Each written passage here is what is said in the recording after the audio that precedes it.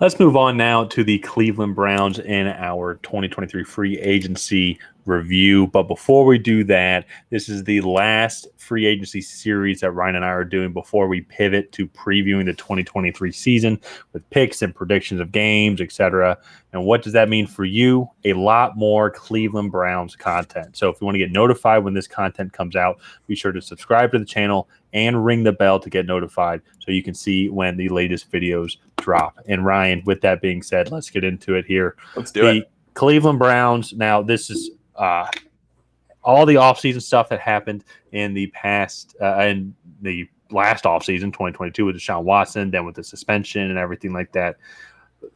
All allowed for them to kind of figure out what they want to do with this offense and this defense.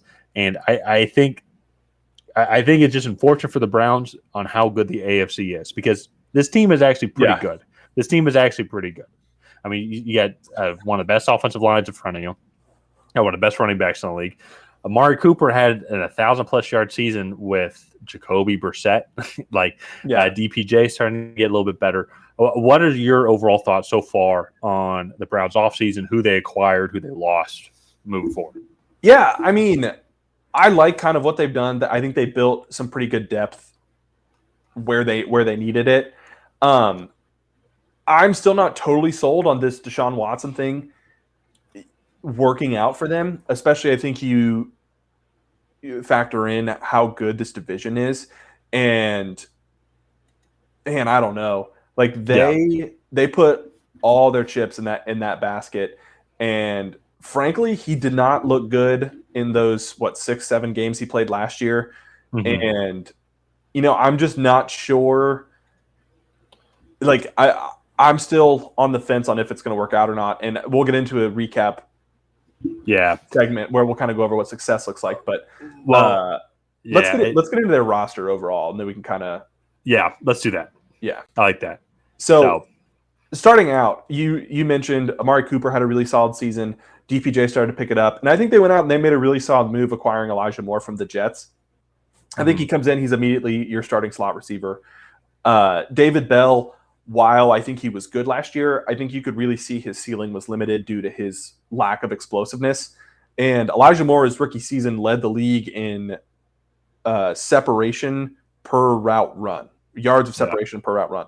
No, that's kind of an odd statistic, but he was able to generate a lot of separation in the slot a couple seasons ago, and I think that's what they're going to want him to do here in 2023. So I like what they've built in this receiver room. Cedric Tillman is an interesting pick. He's more of like that traditional X receiver. I don't know. And then I think you couple all that with David Njoku's freak athleticism, and it's going to be a really interesting season to watch for the skill position players here in Cleveland. Yeah. Well, and then on top of that, I go back to this offensive line. They re-signed Ethan Poach as well. Then they even got good depth with Luke Whippler in the 6th round. Shockingly, we thought he could have been taken sooner than that. I thought he was a second, third rounder. Well, and DeJuan Jones as well. So they got good depth as well. Both are good pieces that I think that they can develop. So just offensively, it's just still some of those unknowns. Can Deshaun Watson really be the guy that we all saw that he was, and so if he can do that, I think this offense can go up really against any defense, because I think DPJ still has a little bit more improvement, which is good. Like I'm saying, like more potential to reach. Yeah. But Elijah Moore, solid slot receiver, instant improvement there. Amari Cooper, exactly what you're getting from him. I mean, 1,000+ yards, just consistent number one receiver. So this offense is solid. This offense is good. No, yeah, exactly. And I think it all just kind of depends on Deshaun Watson and if he could take that next step. It's actually kind of ironic. We did the Dallas Cowboys video a little bit ago, and I think they're in a really similar position, and we actually kind of compared their skill sets, Deshaun Watson and Dak Prescott's. But it's going to be really interesting to see what Deshaun Watson can do with the amount of tools that he has. And I think we're going to get an answer pretty quickly on whether he is going to be that guy or not for the Cleveland Browns. So, well, unlike the Cowboys, though, the Browns are kind of stuck with him for a little while. Exactly. Don't get rid of him. I will say one thing, and this is going to be the difference as well. Like, and you're talking about, you mentioned this earlier, on like them, they are in a good division. But if you look at it on paper, I can honestly match this offense up against some probably many of the other offenses in the league in the AFC North. Probably a little less obviously than the Bengals at the receiving position, but I would much rather have Nick Chubb than Joe Mixon. But they have the weakest coach in the entire AFC North, and that I think is the X factor. I'll take Mike Tomlin, John Harbaugh, and Zach Taylor any day over Kevin Stefanski. Yeah. He has made, especially last year, also there were some games that he blew for them, time management wise, decision making wise, and also something he got lucky in. And that is going to be the area I think that they really have to improve, especially on the offensive side of the ball. Yeah, definitely. I mean, overall, I think having maybe more consistent quarterback play might help Stefanski a little bit, but I do agree. Mm-hmm. I think right now he's probably the weakest coach in that division. So let's move on to the defense here before we get into our overall recap. And this defense is led by Miles Turner getting after the quarterback. He had an off season last year, and he was still really, really good, right? He got in that car accident, I think, after week 1 or week 2, and then he was never quite the same all year. He was kind of always battling. I forgot about that. Something, right? And it's funny you say that. I think he still had 16 sacks. Yeah, exactly. That's what I mean. Yeah. Like, he was still really, really good, and he was kind of battling nagging things all season. So that's going to be really interesting. They did add Dalvin Tomlinson and Zadarius Smith from Minnesota this offseason. And then actually Siaki Ika as well, who a lot of people had as a projected first-round pick going into the 2022 college season. So that's, I think, a really, really interesting group to watch. And then I think you look at Denzel Ward, Greg Newsome, right? They added Martin Emerson. I just think they have a really solid group all around, right? I think it's going to be really interesting to watch what they can do. Well, and I agree completely. And it just seems like they just have a good above average defense, and with how deep this AFC is, it's like that's what you need, because there's going to be, I mean, we could probably list off 7-8 teams off the rip that are just like, these teams are just going to score on you. In the AFC specifically, and they're probably going up against most of them.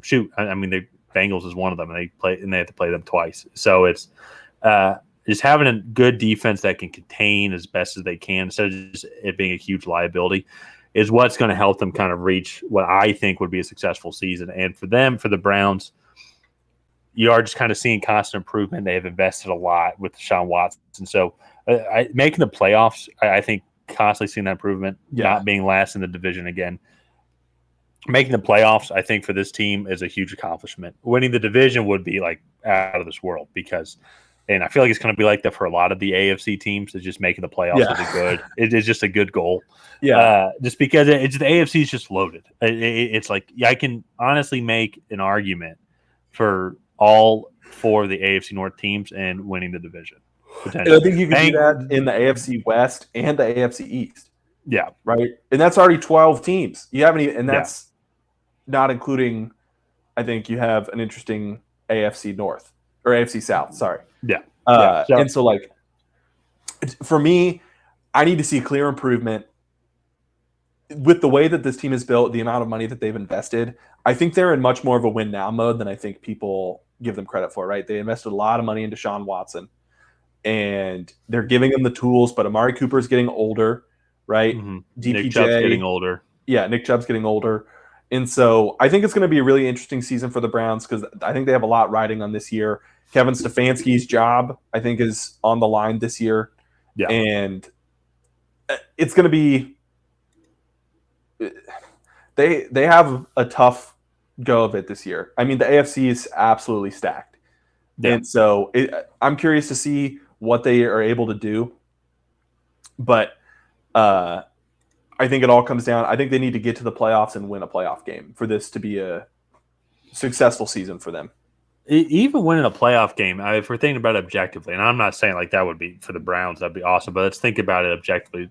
Let's say it's either going to be the Chiefs, the Bills, Jags, or the Bengals.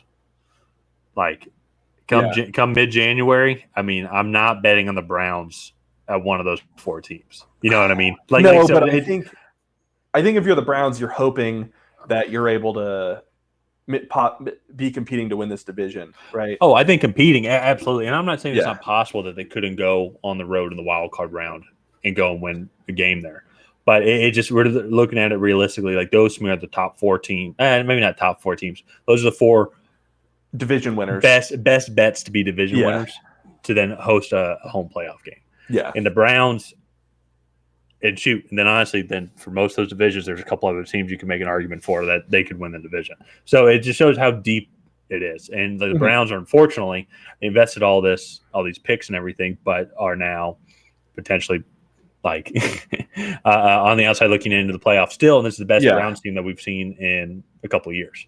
So no, exactly. And that to me, I think that's just the current landscape of the AFC as a whole, right? If you're not one of those elite teams like the Kansas Cities, the Cincinnatis, the Buffaloes, right?